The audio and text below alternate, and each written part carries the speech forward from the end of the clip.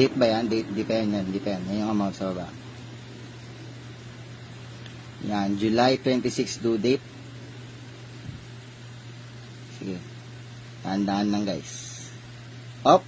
9. Uy, 29 no? Birthday. Decimal.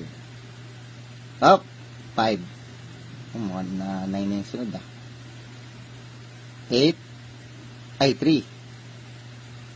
Muling number. Up. 7,395.29. Grabe guys. Nakaraan yung last 2 months na bill reveal natin 8,000 halos 7 na ngayon 79. Pero last month medyo bumaba naman siya guys. So yun na guys, mukhang malalagasan na naman tayo dito ng malaking halaga.